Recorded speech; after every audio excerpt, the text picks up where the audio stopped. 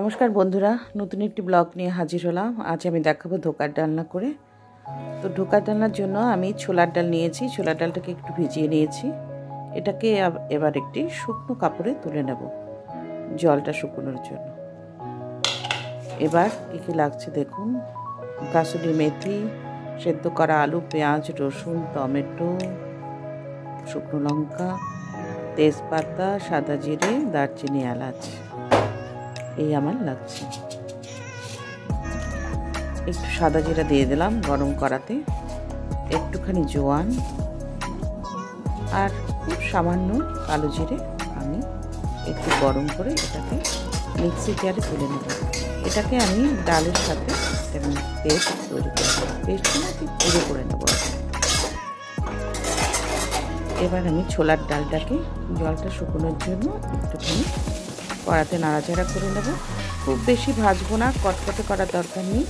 একটু জাস্ট গুঁড়ো হয় এরকম, মানে একটু খেয়ে দেখবো যেটা গুঁড়ো হয়ে যাচ্ছে, এরকমভাবে এটাকে ভাজবো।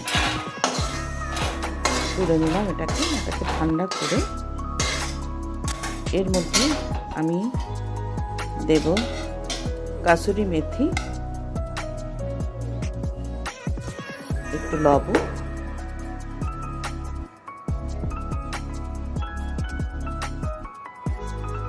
খুব সামান্য হলুদ গুঁড়ো।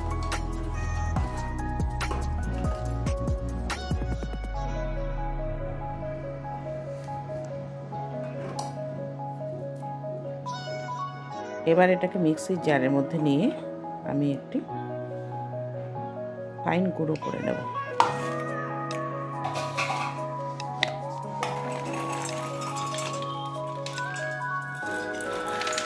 মিক্সির জারের মধ্যে নিয়ে নিয়েছি, এটাকে আবার গুঁড়ো করে নিচ্ছি। রেডি আমার গুঁড়ো। এবার কড়াতে গরম জল দিয়ে সেটাকে জলটা ফুটে উঠলে তারপরে আমি গুঁড়োটাকে ফ্রাই করে নেব। যখন জলটা ফুটে উঠবে তখন খুন্তিটাকে নাড়িয়ে নাড়িয়ে গুঁড়োটা দিতে হবে, নাহলে দলা পাকিয়ে যাবে। খুন্তিটাকে নাড়াতে হবে আর উপর থেকে গুঁড়োটা দিতে হবে। এইভাবে ঘুরিয়ে ঘুরিয়ে গুঁড়োটাকে একটা ফ্রাই তৈরি করে নিতে হবে।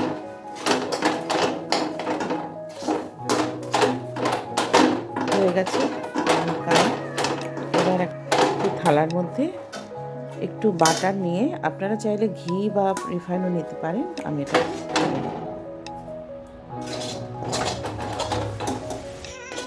তুলে নিয়েছি। এটাকে স্প্রেড করে ঠান্ডা করে তারপরে কাটতে হবে। দেখুন এটাকে ছড়িয়ে দিয়েছি। এবার ঠান্ডা হলে কাটবো। ততক্ষণ আমি সেদ্ধ করা আলুটাকে ছুলে নিচ্ছি। সেদ্ধ করা আলুটাকে ছুলে এটাকে পিস করে কেটে রেখে দিলাম। এবার আমি একটা টমেটো, আর্ধেকটা পেঁয়াজ, 4-5 কোয়া রসুন আর একটা পাকা লঙ্কা এটাকে পেস্ট করে নেব। ঠান্ডা হয়ে এসছে, এটাকে আমি বরফির আকারে এটাকে কেটে নেব। সাইডের পার্টগুলো আমি দেব না, শুধু মাঝের বরফি যেগুলো হয়েছে সেগুলো দিয়ে আমি ধোকার ডালনাটা করব। সাইডের পার্টগুলো আমি রেখে দেবো। এবার কড়াতে তেল দিয়ে দিলাম। তেল গরম হলে খুব হালকা ফ্রাই করব, ডিপ ফ্রাই আমি এটা করব না, খুব হালকা ফ্রাই করব। এই দেখুন কীরকম বরফির আকারে কেটে নিয়েছি। বরফিগুলো দিয়ে আমি ধোকার ডালনাটা করব।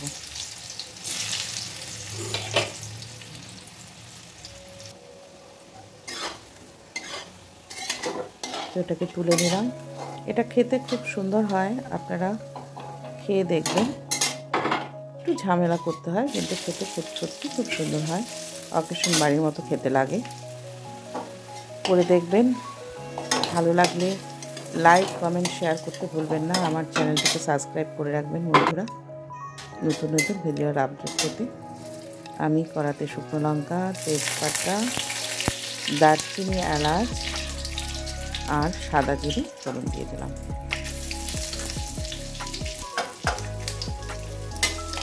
ফোড়নটা একটু নাড়াচাড়া করে এবার আমি দিয়ে দেবো পেঁয়াজ আর রসুন, কফা রসুন আর সামান্য পেঁয়াজ, আর্ধেকটা পেঁয়াজ, 4-5টা কোয়া রসুন দিয়েছি। এটাকে ফ্রাই করে নিয়ে সেদ্ধ করা আলুটা দিয়ে দিলাম।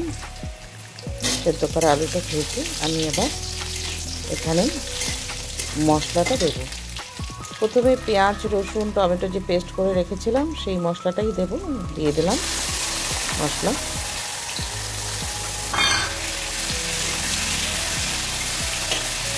এটা ভাজা হয়ে এলে তারপরে পুরো মশলাগুলো দেবো। তো এখানে আমি দিয়ে দিচ্ছি একটু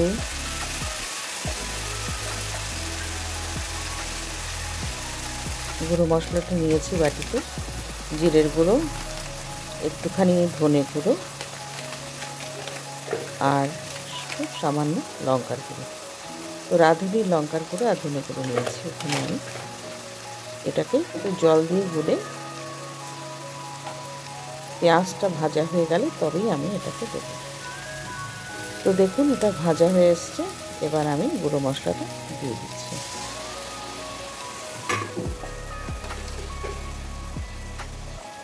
দিয়ে দিলাম লবণ,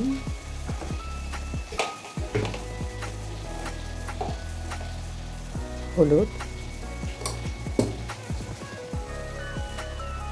একটু মিষ্টি। এবার এটাকে খানিকক্ষণ কষে তারপরে আমি এটাতে গরম জল ইউজ করব। কষা হয়ে এসছে আমার এটা। এবার আমি এটাতে গরম জল দিয়ে দেবো। দেখুন তেল ছেড়ে দিয়েছে। এবার গরম জল দিয়ে দিচ্ছি। গরম জলে রান্নার টেস্টটা অনেক বেশি হয়, আর ধোকাটাও গলবে না, রান্নাটাও তাড়াতাড়ি হয়ে যাবে। তাই আমি এখানে গরম জল ইউজ করেছি। এবার যেহেতু জলটা গরম আছে, এমনি ফুটে উঠেছে, আস্তে আস্তে আমি ধোকাগুলো দিয়ে দেব। ধোকাটা দিয়ে দিলাম।